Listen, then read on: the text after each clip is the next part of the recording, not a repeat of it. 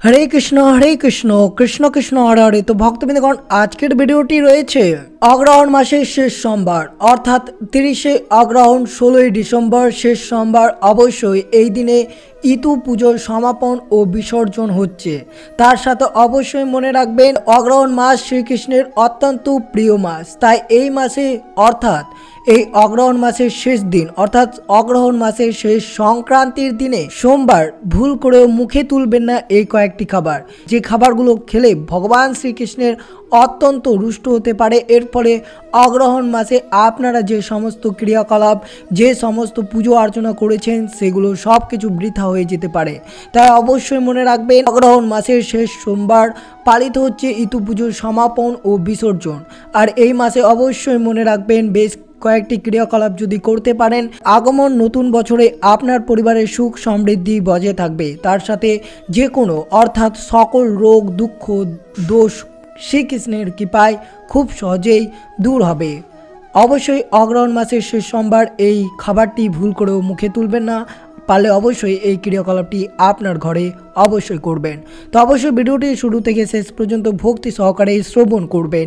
আর চ্যানেলে নতুন হয়ে থাকলে দয়া করে চ্যানেলটিকে সাবস্ক্রাইব করবেন, লাইক করবেন, কমেন্টে ভক্তি ভালোবাসা শ্রদ্ধা দিয়ে জয় শ্রীকৃষ্ণের জয় লিখে দিতে ভুলবেন না। অবশ্যই ভিডিওটি আপনারা শুরু থেকে শেষ পর্যন্ত ভক্তি সহকারে শ্রবণ করুন। 16ই ডিসেম্বর সোমবার, বাংলা 30শে অগ্রহণ সোমবার। এই দিন পালিত হচ্ছে শ্রী শ্রী মিত্র বা ইতু পুজোর সমাপন ও বিসর্জন।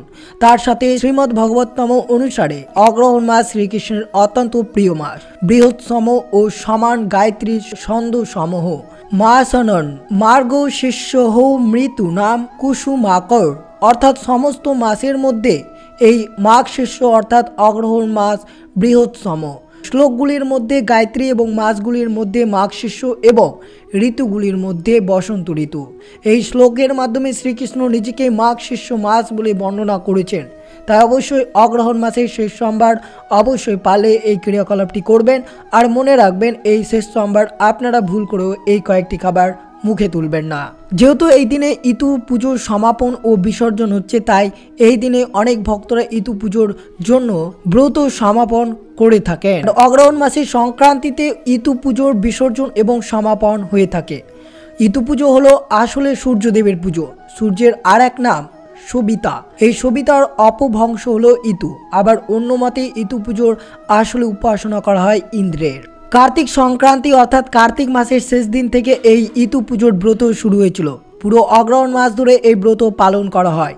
অগ্রহণ সংক্রান্তির দিনে ইতু বিসর্জনের মধ্যে দিয়ে এই দিনের ব্রত শেষ হয়। আর অবশ্যই মনে রাখবেন, অগ্রহণ মাস শেষ দিন অর্থাৎ সোমবার। তাই অবশ্যই আপনারা যদি অগ্রহণ মাসে এই ক্রিয়াকলাপটি করে থাকেন, তাহলে অবশ্যই একটিবার অগ্রহণ মাসের শেষ সোমবার অবশ্যই এই ক্রিয়াকলাপগুলো করুন। এর ফলে শ্রীকৃষ্ণের অপার আশীর্বাদ করুণা কৃপা আপনার পরিবারের উপর বর্ষিত পড়বে। এর ফলে নতুন বছর আপনার সংসারে সুবৃদ্ধি ধন সম্পদ বৃদ্ধি লাভের উপায় রয়েছে।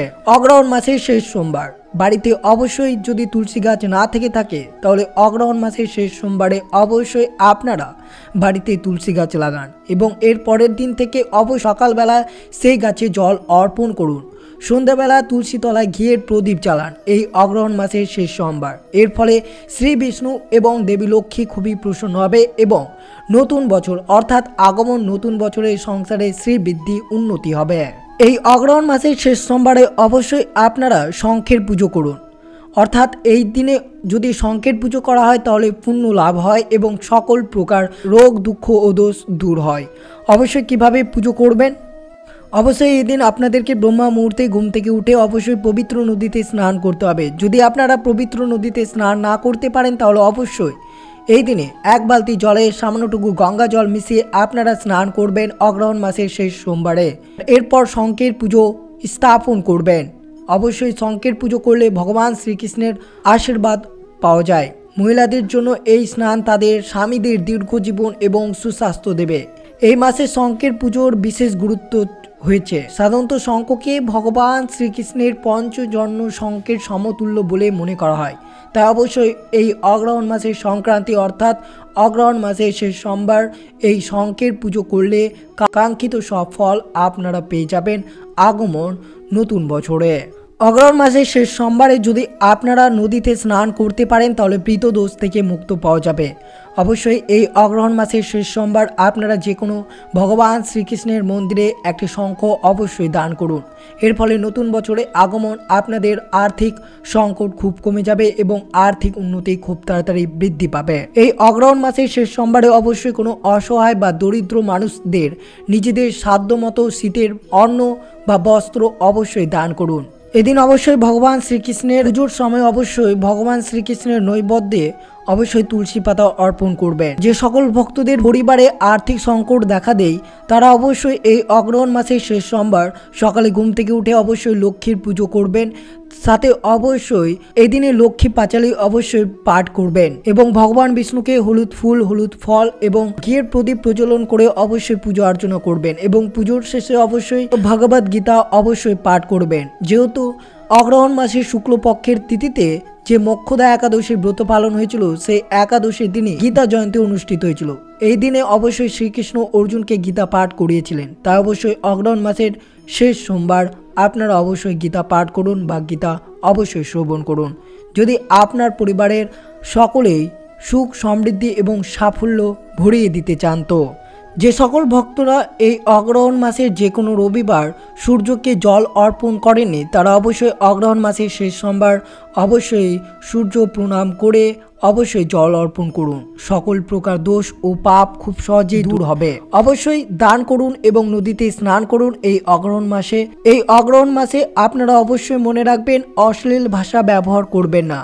আর অবশ্যই এই অগ্রহায়ণ মাসের শেষ সোমবার অবশ্যই জিরা আপনারা কিছুতেই গ্রহণ করবেন না।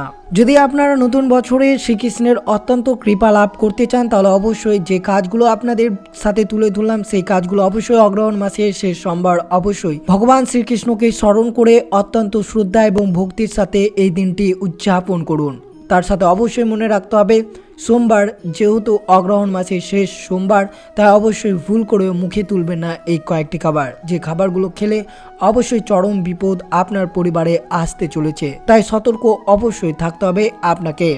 প্রথমে মনে রাখবেন ইতু পুজো এবং বিসর্জনের দিন একবার অন্ন গ্রহণ করেন ব্রতীরা। তা অবশ্যই আপনারা সকলেই এই দিন একবার অন্ন গ্রহণ করবেন। দিনের বেলা পুজোর প্রসাদ পায়েস খেয়ে ব্রতীরা উপবাস ভঙ্গ করলে রাতে ময়দার কোনো খাবার গ্রহণ করেন। তা অবশ্যই আপনারা অবশ্যই এইভাবে ইতু পুজোর বিসর্জনের দিন এই খাবারগুলো গ্রহণ করবেন। তার সাথে অবশ্যই মনে রাখবেন পরিবারের কেউ যাতে এই দিন তামসিক, রাজসিক অর্থাৎ রসুন, পেঁয়াজ এই দিনে গ্রহণ করবেন না।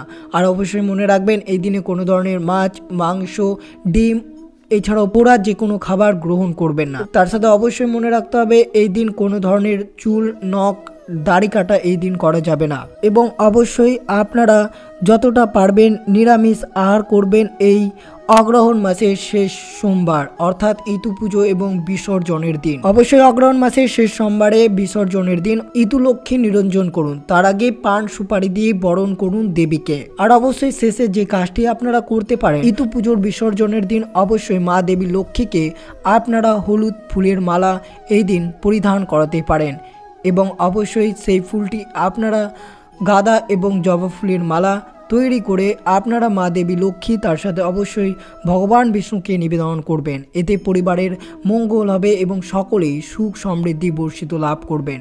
তো এই ছিল ভিডিওটি ভালো লাগলো অবশ্যই চ্যানেলটিকে সাবস্ক্রাইব করবেন, লাইক করবেন, কমেন্টে ভক্তি, ভালোবাসা, শ্রদ্ধা দিয়ে জয় শ্রীকৃষ্ণের জয় লিখে দিতে ভুলবেন না এবং ভিডিওটি আপনার আত্মীয়, ভক্ত বা বন্ধুদের সাথে অবশ্যই শেয়ার করবেন। সুস্থ থাকবেন, সতর্ক থাকবেন। জয় শ্রীকৃষ্ণ। রাধে রাধে।